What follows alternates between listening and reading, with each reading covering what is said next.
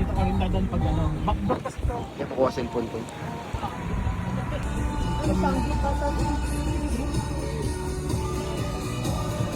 So we're here and Via Von.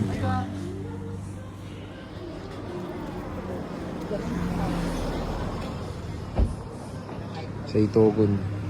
Eh pala lang Itogon.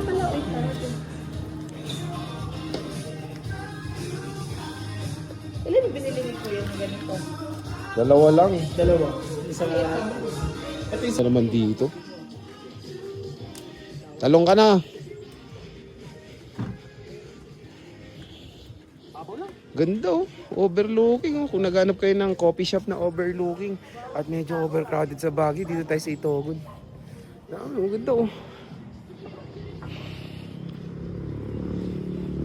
Dito yan sa Via Von Joy oh. Wow.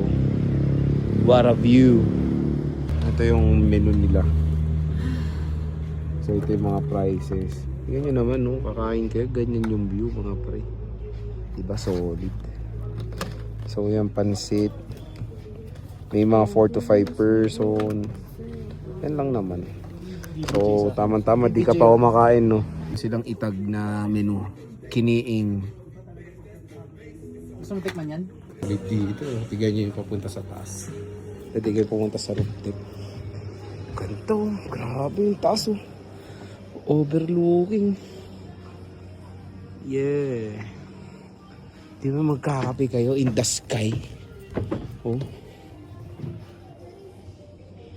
Ganda ng view. Di ba?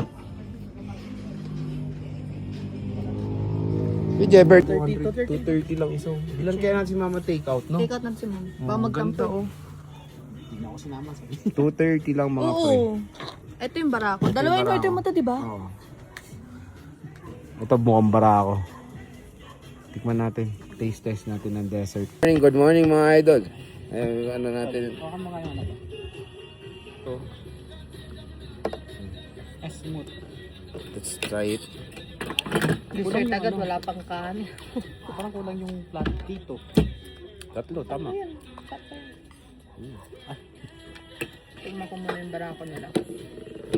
Mabango yung barako nila. Puffy. Puffy? Tikman.